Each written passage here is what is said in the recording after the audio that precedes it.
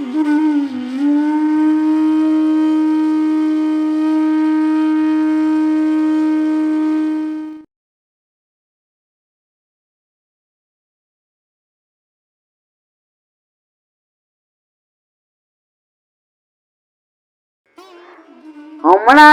6 મહિનાની તો મને આનંદ એ થાય છે, આખી પરિસ્થિતિ ફરી ગઈ છે. ઉંમરવાળા મને 10 ફોન કરે, એલા બેન પછી આમ થશે તો, અને સૌથી પેલું સૂતક આવશે તો, અલા ભાઈ મરી ગયાનું વિચારો શું કામ બાપા? જે તમારા ઘરે ઠાકોરજી પધારે છે એના સામર્થ્ય ઉપર વિશ્વાસ રાખો. તમારા ઘરે પધારે છે એ સાક્ષાત પુષ્ટિ પુરુષોત્તમ દુનિયાને બ્રહ્માંડને ચલાવવા વાળો છે. હવે શું તકાવશે, શું કરવું એને ખબર છે બધી. અહીં ઓલી છોકરી લગ્નમાં આવી હતી બેન ને ત્યાં, હવે એને બેન ને ત્યાં સંબંધર કે વ્યાપારી, એને ભાણિયા લગન એક દી તો આવવું જ પડે. હવે રોવે, મારે ક્યાંય પધરાવા નથી લાંડી. ઉંમર કેટલી ખબર છે? 38 વર્ષ. દીકરો દીકરી 2. એનો વર કે આંટી અમારે બધું સારું, પણ અમારે ઠાકોરજી ક્યાંય નથી પધરાવા. અને બધા મને ના પાડે છે કે તારી બેન તો સંબંધર કે વ્યાપારી, નો પધરાવી જવાય. મેં કીધું તારે વિસલેરી બોટલ લઈ લે પાણી તારા પૈસાથી, અને ઇલેક્ટ્રિક નાન એ કે છે. મેં તો બસ ત્યારે દૂધની બોટલ લઈ આવો અને ખાંડનો ભૂકો ની લઈ લે, ઇલાયચીને નવાડો મેવો ને. એ કે બધું મેં આખો સેટ તૈયાર કરી દીધો છે, તો મેં શું કામ મૂંઝાશ? એ કે એને તો બહુ મોટું ઘર છે લાંટી, એટલે બીજો માળો અમને 4 આપ્યો છે. મેં કીધું ગાંડી જલસા કર. હવે મળવા આવી તો કેવી રાજી હતી. એ લાંટી કાંઈ તકલીફ ન પડી. ગાડી લઈને આવ્યા છીએ, રસ્તામાં ક્યાંય આમ એક પોઈન્ટ ટકો તકલીફ ન પડી. ઠાકોરજી અમને હાંચવા. તો છેલ્લા 6 મહિનાથી વધુ વધુ નાના ઠાકોરજી પુષ્પ કરાવે છે, 21 થી 40 વર્ષના, જે હજી ટાઈમમાં બેસે છે. એટલે મને 6 મહિનાથી સ્ફૂર્તિ છે બહુ. ભલે હવે થોડો અવાજ બેસી જાય છે, તબિયત નહીં, પણ હું અંદરથી બહુ રાજી છું. હવે અમારા જેવડા ઉંમર વાળા બધા માનો કે છે કે પધરાવશે, આજે નહીં તો કાલે. નક્કી જ છે કે હવે ઉતર પર બહુ નથી રહેવાના. પણ અમારા પછી આ નવી પેઢી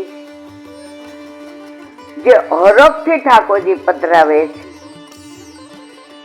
એ એના છોકરાઓને એવું શિક્ષણ આપવાના છે કે એના પછી એ છોકરાઓ, અને બધાને એક જ કીધું છે, આઘારીઓ ન કરતા.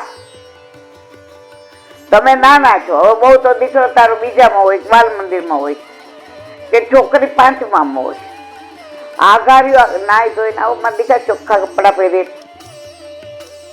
આવો ચારજી ભરવા, બોલો યમના સ્ટક.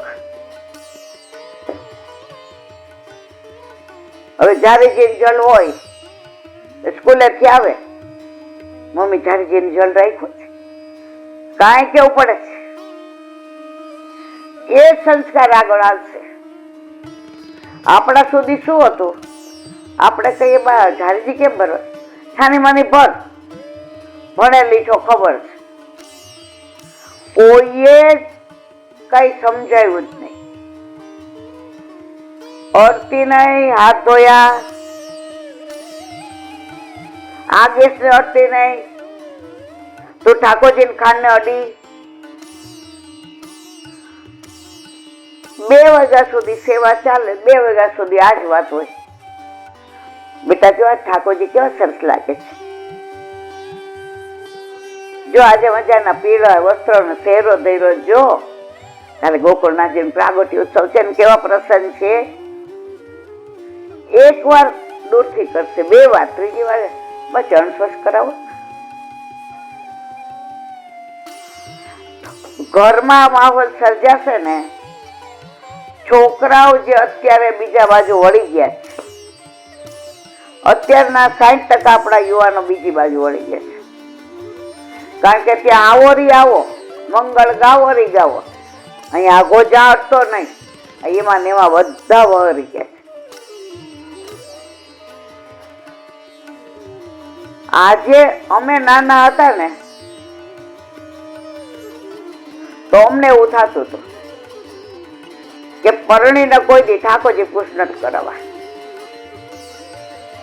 કારણ કે એટલી અમે લોકો અપરસ હોય છે કે ઓફિસ નું કોઈ આવે તો સોફા પર ન બેસવા દે. હવે શબ્દો દ્વારા વર્ણન ન થાય. તો અત્યારે ઘણા ના છોકરાઓ ઠાકોરજી પધરાવી દે છે. માતા ને, મહાદેવ ને, કુળદેવી ને, એના કરતા તમે નજીક રાખ્યા હોત, તમે આટલું બધું અપરસને નો મહત્વ આપ્યું તો તમારા ઠાકોરજી ગુરુના ઘરે ના જાત. આજે ખરેખર મને 6-8 મહિના થયા ને બહુ આનંદ આવે છે. એવરેજ રોજના 5-7 ફોન તો આવે છે. ઇલાનથી 90 જોઈ કે 2 રાખવાના બેટા, એકાદો આખો પાછો થાય તો. હવે એક છોકરીનો વર સ્કૂલમાં પટાવાળો, એટલે એને ઠાકોરજી પૂછ કરાવવાના. એક રૂમ રસોડામાં ભાડે લીધું, પરણીને આવી હતી. ગામડે હતું એને, ખેતી હતી ગામડે, ભલે એના જેટલી. એના સાસુ કે ભાઈ તું ખાધે હવે દુઃખી થાસ તો રૂમ લઈ લે ને લઈ જાવ વહુ ને, તું તો હજી મારાથી થાય છે, નહીં થાય ત્યારે વહુ ને રાખીશ અહીંયા કે તું મહિને આવજે. હવે અહીં આવી, હવે એના ઘરે આઠે આમની સેવા. હવે અહીંયા એના મમ્મીએ લાલો પધરાવી દીધો હતો, પણ પૂછ કરાવેલો નહીં, કારણ કે હજી પરણીને આવી એટલે 22 વર્ષની હતી. હવે રોજ સત્સંગ સાંભળે, અને એના ઘરે એને એટલી બધી અપરસ જોઈતી અને એટલું બધું પાળવાનું જોયું હતું. એટલે આમ ઠાકોરજી વિના રેવાય નહીં. ઘરે રોજ ઠાકોરજીની માળાજી કરતી, બુહારી મંદિર વસ્ત્ર કરે. ઘણી વાર મમ્મી એમ કે શિંગાર કર તું બેટા, એવા સરસ મેચિંગ કરે કે આપણને મેચિંગ ગમે, એમાં આપણા ઠાકોરજીને ગમે ને. પણ જે આઘારીઓને જે ઝઘડા કરતી હતી એની મમ્મી, એટલે કે ના મારે પૂછતો કરાવે. હવે અહીંયા આવીએ ને આ બધું સાંભળ્યું જોયું એટલે મળવા આવી. મેં તાર લગ્નથી કેટલો વખત થયો? મને કે 6 મહિના. મેં લગ્ન પછી ક્યાં ગયા હતા? એટલે આપણને ખ્યાલ આવે. એ કે દ્વારકા. એટલે આપણે સમજી ગયા. અને એને એટલી ખુમારી હતી કે મારો વર આ સ્કૂલમાં પટાવાળામાં. મેં તો કાંઈ વાંધો નહીં બેટા, પણ એ જ્ઞાનથી મારે પોસ્ટ કરાવવા છે. મેં તો અતિ ઉત્તમ, પણ ઇનોસન્ટ કેટલી હતી એ મારે કેવું છે. આંટી ઠાકોરજી ભાડાના ઘરમાં રહીએ. અરે મારી આંખમાં આંસુ આવી ગયા. મેં કીધું બેટા ઠાકોરજી 40માં રહીએ. એ કે આંટી મને બીક શું લાગે, આમ ભાડે રહીએ ને તો ઓલા 11 મહિનાનો કોન્ટ્રાક્ટ કર્યો છે. હવે માનો કે બીજે ઓલા 11 મહિના પછી ખાલી કરાવે ને તો ઠાકોરજીને પાછા મારે તો એવું ઘડી ઘડી થાય. કાંઈ વાંધો નહીં ને, ઠાકોરજીને શ્રમ પડે. મેં નહીં બહુ ગમે, પણ મેં ઠાકોરજીને ખબર છે કે તારે બહુ ફરવું નહીં પડે, એ તને સ્થિર કરી દેશ. સમજે નહીં, બાળક હતું ને. પછી એને તો મેં કીધું આટલું આટલું લઈ આવજે ને ગુરુદેવની આજ્ઞા લઈ લેજે. બિચારીનો 2 દિવસ પછી ફોન આવ્યો. એની નિર્દોષતા જુઓ.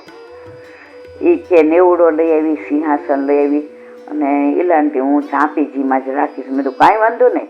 એ કે જાળીવાળી લાવી હોય એટલે ઠાકોરજીને ગભરામણ ન થાય ને બારીના ભાવથી. મેં ભલે બેટા. પછી કે આંટી ચાંદીની ઘંટી નહોતી લાવી ઓલી. મેં ભલે. પછી કે અત્યારે 4 જોડી વસ્ત્ર ને 2 મોતીના માળાના શ્રૃંગાર લાવી. ઈલાંટી ધીમે ધીમે હવે એને જે પૂછ્યું હતું ને એટલે આ ગોળ ગોળ કરતી હતી. આપણને એની બોડી લેંગ્વેજ ઉપરથી ખબર પડી ગઈ કે એને જે પૂછવું છે એ બીજું છે, પણ એ પૂછી નથી શકતી. પછી મેં તો બેટા હવે મારે સત્સંગનો ટાઈમ થયો છે, તું પુષ્ટ કરાયો એટલે મારો દીકરો મને ફોન કરજે. એ કે ના તમારા ઘરે થઈને જ જાશું. મેં તો લગભગ આવે જ બધા અહીંયા હોય એટલે. જાપીજી પધરાવે રાજી થાય કે હવે અમે યશોદામાં બની ગયા. હવે જેને પૂછ્યું તું આ હતું એ કેટલી નિર્દોષ. ઓલું તો એને પૂછી જવું કે ઠાકોરજી ભાડાના ઘરમાં રહીએ. એ કેલાંટી હું પિત્તળના જારેજી લાવી. હવે એ કે અમારી બાજુ વૈષ્ણવ રહે છે ને તો એને બતાવ્યું કે બધું બરાબર છે, કારણ કે તમને ઘડી ઘડી હેરાન. તમે રડે છે શું કે મને? તો એ કે ચાંદીના જોઈએ. કે કેમ આ લાવી? હવે એ કે મારી પાસે ઝાંઝરી ચાંદીની સિવાય કાંઈ નથી. આ લોકોએ મને ઝાંઝરીને નાકની ચૂક ચડાવી છે અને મારા પિયરથી એક જોડી સાંકળા છે. હવે એટલામાં જારીજી આવે મને રડવું આવી ગયું. મેં કીધું તને કોને કીધું ચાંદીની જોઈએ? લઈ જા મારા ઘર. એ કે ના તમે શીખવાડ્યું છે ને કોઈનું ન ધરાય. મેં પિત્તળની ઠાકોરજીને બહુ વાલી લાગે બેટા, સોનાનો ભાવ આવે. પણ એ બેન એવું કે છે તું દોષમાં પડીશ, આવા અપરાધ થાય ને તારાથી સેવા નહીં થાય. 4 દિવસ પછી કે તારા એનું વર્ણવ રમણીક હતું. એ કે રમણીકભાઈ નહીં પહોંચી શકે. એટલે કે મેં કીધું કે દૂધ મિશ્રીની આજ્ઞા છે જેને એમને ખબર છે. ના છોકરી બિચારી અહીંયા ઓલા ખોલ મૂકે ને એવું કરતી હતી કે ભાઈ 2 પાંદડે થાય. મેં કીધું સાંભળ, નો હોય ને તો માટીની જારીજી ધરાવાય ગાંડી. એ કે આંટી પછી મને દોષ, મેં તારે કહેવાનું દોષ પડે મારે ઈલા આંટીના આનંદ આવે તારો. અને જે રાજી થઈ છે અને પછી પુષ્ટ કરાવીને આવી અને એનો હરખ જોયો, 2 એટલા રાજી હતા.